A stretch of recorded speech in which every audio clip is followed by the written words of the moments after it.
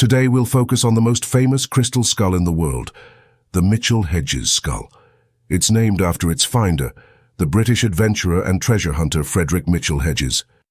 Some speculate that Frederick Mitchell-Hedges served as inspiration for the character Indiana Jones, which seems fitting since Indiana Jones, in the fourth installment of the film series, goes in search of a crystal skull himself.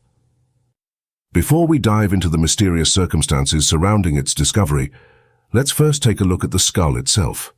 It is a beautifully crafted crystal object, weighing approximately 11.5 pounds.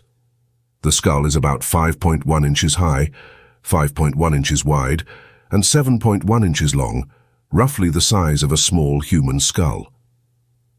Due to its small size and anatomical precision, some speculate that the skull of a woman served as its model. The attention to detail is also evident in another unique feature. The Mitchell-Hedges skull has a separate jawbone that is detached from the rest of the skull, just like a real human skull when the tendons and muscles no longer hold the jaw in place. This makes it unique among known crystal skulls. Additionally, it is more meticulously crafted than other ancient crystal skulls, especially regarding the detailed design of the eyes and teeth. Now for the discovery story. This is both legendary and controversial. The official version goes as follows. In 1924, Frederick Mitchell-Hedges traveled with his daughter Anna to the Central American country of Belize. There, specifically in the ruins of the Maya city of Lubantun, he was convinced he had found the fabled Atlantis. The two immediately began excavations with a few helpers, and coincidentally, on Anna's 17th birthday, she discovered a sparkling glass-like object. It was located in a cavity beneath the altar of a collapsed temple. The recovery was anything but simple, as there was a fear that the remaining temple walls might collapse. Eventually, the skull was brought to light, though its jawbone was missing. This was only unearthed months later during a separate excavation in a nearby area. Frederick Mitchell-Hedges estimated the crystal skull to be 3,600 years old, while his daughter Anna believed it to be between 12,000 and 16,000 years old. The criteria for these estimates remain unknown. If even one of these dates is correct, the skull would not have been manufactured in the ancient Maya city. The city, which fell around 800 AD, is not nearly that old. There was also disagreement between father and daughter about the skull's purpose. Both assumptions, however, leaned towards the esoteric. The father believed the skull was an object through which priests could kill with sheer willpower. The daughter, on the other hand, saw it as a divinatory instrument. She felt validated in her belief when the skull began to sweat shortly before the Kennedy assassination nearly 40 years later, something that had never been observed before. Whether that is true or not, it's clear that such a spectacular find would also attract critics.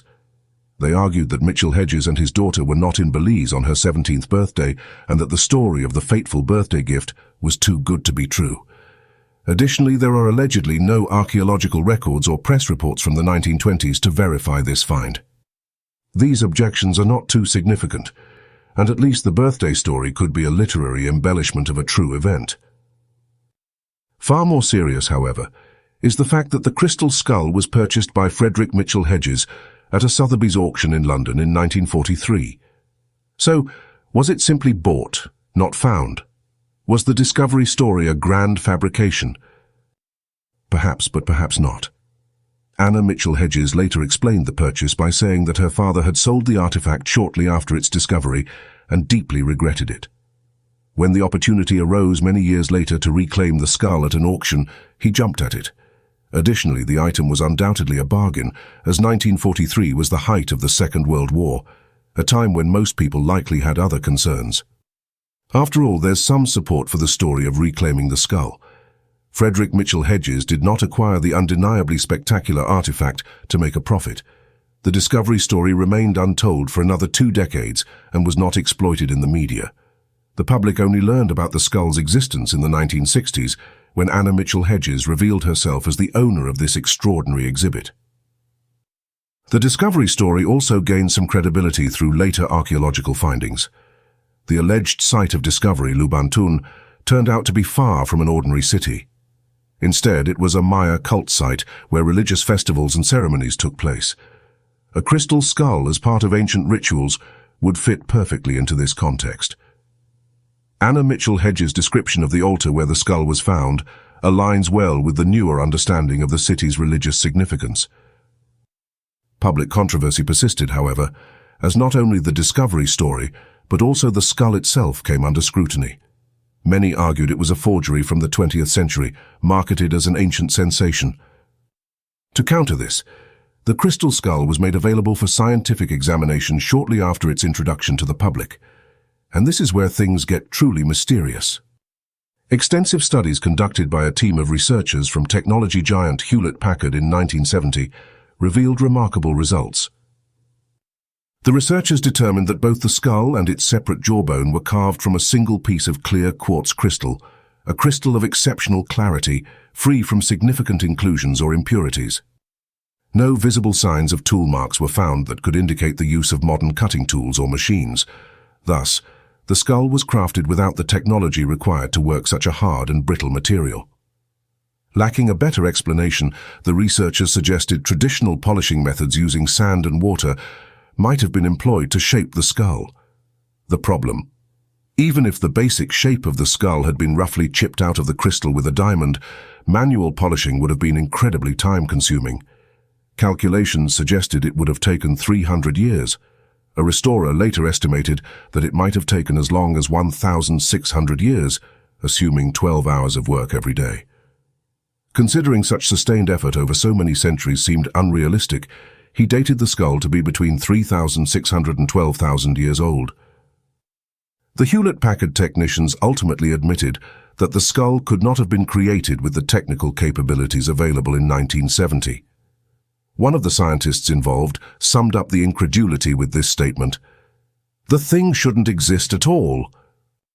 But the Hewlett-Packard researchers didn't stop at analyzing the crafting method.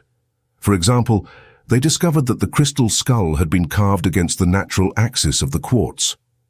This is something avoided even with modern processing methods, even with lasers, because the crystal would be prone to shattering.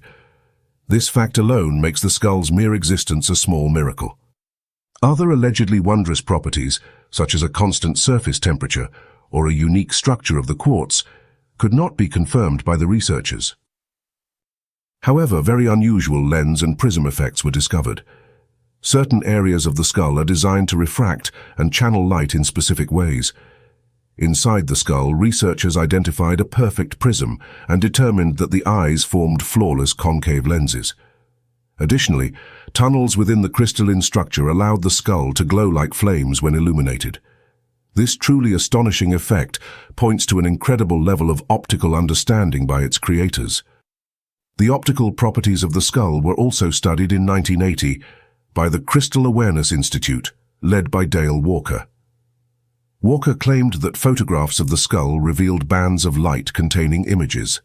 These phenomena were particularly visible when the skull was illuminated, and various color filters were used.